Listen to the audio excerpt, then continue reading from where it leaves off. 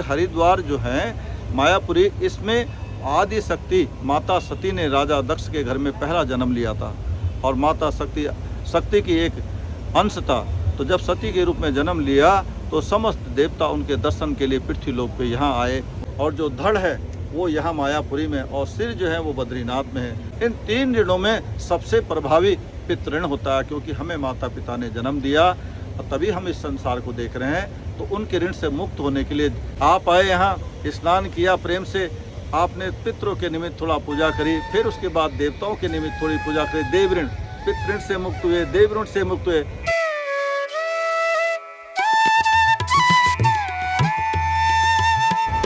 तो गाइस, हम पंडित जी से जानते हैं कि हरिद्वार हमारा आना कैसे सफल होता है। तो पंडित जी आप बताइए कि हरिद्वार आना कैसे सफल होता है किसी भी भक्त का।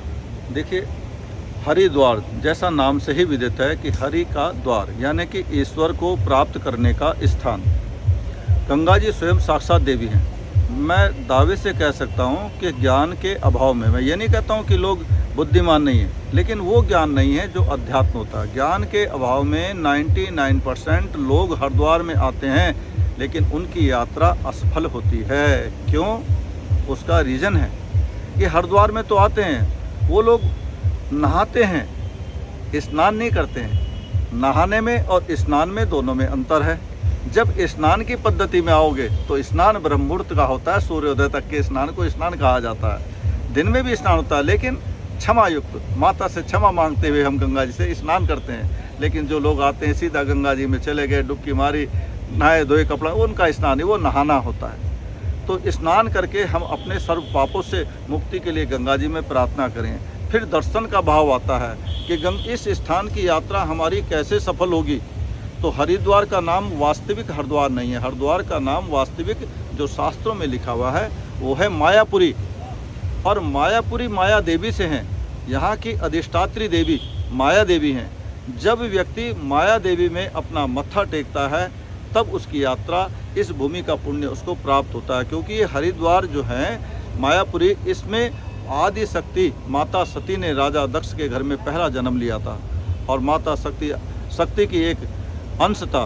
तो जब सती के रूप में जन्म लिया तो समस्त देवता उनके दर्शन के लिए पृथ्वी लोक पे यहाँ आए, उनके चरण पड़े इस भूमि पे। तो इस भूमि को उत्तराखंड की पवित्र भूमि कहा गया, जिसको देव भूमि कहा गया। जब विवाह शंकर जी के साथ उनका हुआ तब भी समस्त देवता उनके साथ विवाह में सम्मिलित हुए, उनके चरण इस भूमि में पड़े। तो इसलिए इस देव भूमि का जो पुण्य है वो व्यक्ति को तभी मिलता है जब माया देवी के व्यक्ति दर्शन करता है। माया देवी और भैरवनाथ दोनों शक्तिपीठ हैं, और जब उनके दर्शन हो जाते हैं तो आपकी यात्रा, इस भूमि का पुण्य आपको प्राप्त होता है। दूसरा, हमारे शरीर पे ऋण है, 3 ऋण, देव ऋण, ऋषि ऋण, पितृ ऋण। तो तीनों ऋणों से मुक्त आप इस स्थान पे आके करते हो। क्यों? क्योंकि भगवान विष्णु के पैर गया में हैं और जो धड़ है वो यहाँ मायापुरी में और सिर जो है वो बद्रीनाथ में है। तो जब भी हमारी कुंडली में अगर पितृ दोष आता है, जैसे मैंने 3 ऋण बताए थे कि देव ऋण, पितृ ऋण, ऋषि ऋण, इन 3 ऋणों में सबसे प्रभावी पितृण होता है। क्योंकि हमें माता पिता ने जन्म दिया और तभी हम इस संसार को देख रहे हैं। तो उनके ऋण से मुक्त होने के लिए जब माता पिता दोनों में से एक ना रहे तो गंगा घाट पे आना हमारा तभी सफल होता है कि उनके निमित्त हम कुछ ना कुछ तर्पण पिंडदान अवश्य करके जाएं। पितृ भी हमारे आशा करते हैं, मेरा वंश गंगा तीरथ पे गया, काश मेरी मुक्ति मोक्ष के लिए कुछ थोड़ा पितृ कार्य कर दे तो मैं भी प्रसन्न हो जाऊँगा। तो सबसे पहले आप आए यहाँ, स्नान किया प्रेम से, आपने पितरों के निमित्त थोड़ा पूजा करी, फिर उसके बाद देवताओं के निमित्त थोड़ी पूजा करी, देव ऋण पितृण से मुक्त हुए, देव ऋण से मुक्त हुए, और बाद में जो तुमसे कुछ दान पुण्य बना, बहुत गरीब साधु माता इनको खिला के और अपनी गलती क्षमा मांगते हुए गंगा जी से जब आप जाते हैं अपने घर को तो यात्रा आपकी सफल होती है। आपको देवताओं का भी आशीर्वाद मिल गया, आपको पितरों का भी आशीर्वाद मिल गया, और गरीबों को जो आपने खिलाया इन सब की भी दुआ आपको मिल गई। ऋषि ऋण से भी आप मुक्त हुए। इस प्रकार से सूक्ष्म रूप से मैंने आपको विधान बता दिया है। आप प्रेम से आएँ हरिद्वार और इसी प्रकार से अपनी यात्रा को सफल करें। धन्यवाद पंडित जी।